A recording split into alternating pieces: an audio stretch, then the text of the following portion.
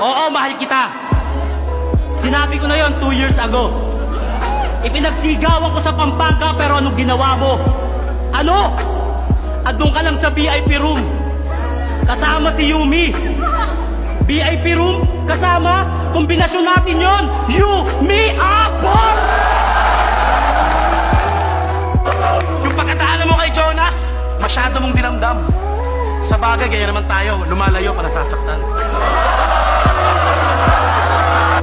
Tumingin ka nga sa akin.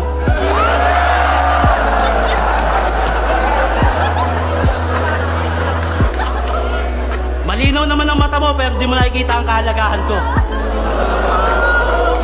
Malakas naman ang iyong pandinig pero di mo naririnig na sinisigaw ng puso ko yung pangalan mo. Naturukan ka ba ng anesthesia? Kasi masyado kang manhid. Hindi mo matutunang mahalin ako. Teacher ka pa man din. Inaral ko lahat ng subject, halos utak ko'y wasak, naging abo. Ginawa ko ang lahat para pumasa pero pagdating sa'yo, bagsak pa rin ako. Pero hindi ako sumuko. Marahil tadhana sa atin ay di pa umaayon. Sa gitna ng ulan ay hindi pa ikaw ang makakasama ko sa payong. Pero di niyo ako masisisi kung bakit nagustuhan ko siya kasi ang bait-bait niya. Mahal na mahal kita, Linsisa, kahit ang sakit-sakit na. Tangina nito, yan si Thomas. Mahusay magtahi ng kwento. Yung mga sinasabi niya, di tunay. Parang pangako lang nung ex ko. Kaya ba galit na galit ka sa akin before? Kasi para kang basketball player na bangko. Hindi ka makascore? Basta kabet masama agad, tapos ikaw na yung perpekto. Tandaan mong hindi maghahanap ng iba kung tinuruan mong makontento.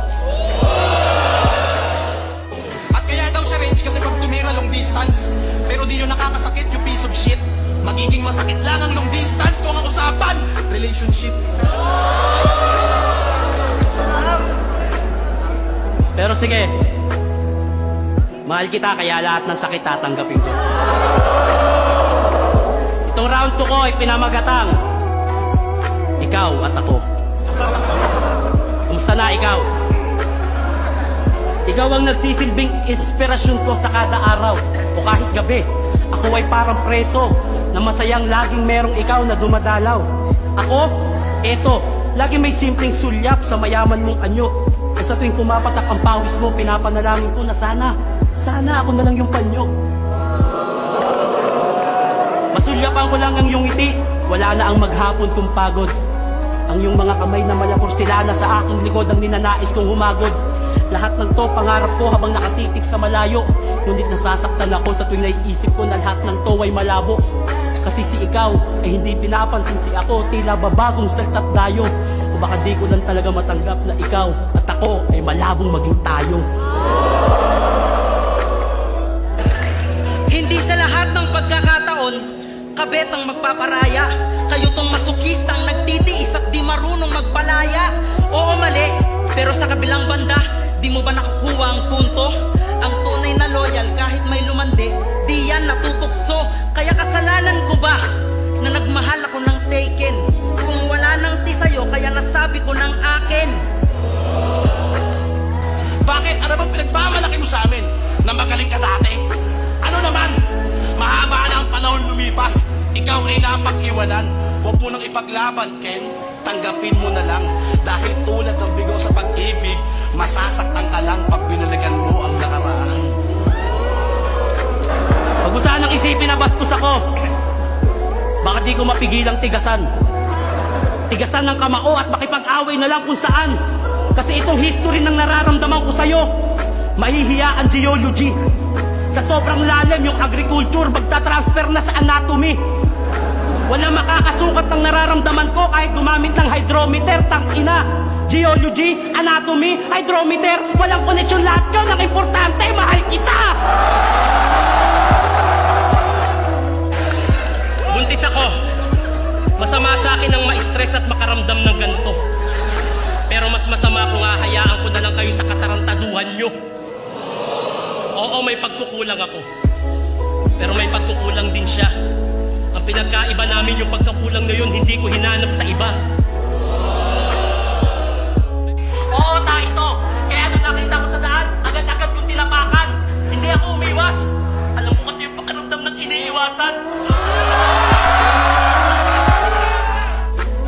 Move on din ako. Mawawala din tong sakit kahit matagal. Kesa patawarin kita, magsama ulit tayo kahit alam kong hindi mo na talaga ako mahal. Natagpuan na si Nemo at Dory, sana mahanap mo na pag-ibig mo sa akin, punyeta. Pakiramdam ko minsan ako si Papa Jesus kasi kailangan mo lang ako pag meron kang problema. Pabait ka, Julia. Pwede mo pang itama yan, alam kong hindi ka masama. Deserve mong magkaroon ng second chance at hindi mo deserve maging pangalawa. Wala daw ako sariling pagkatao o sariling katauhan. May punto ka nga. Kasi si Shernan wala na. Nasa puso mo na.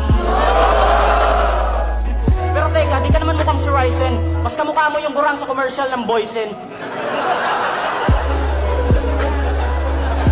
Ano, puro pagpapatawa ba? Puro pagpapatawa? Natural, ayoko magseryoso. Kasi lahat ng sineryoso ko, putang ina, iniwan ako!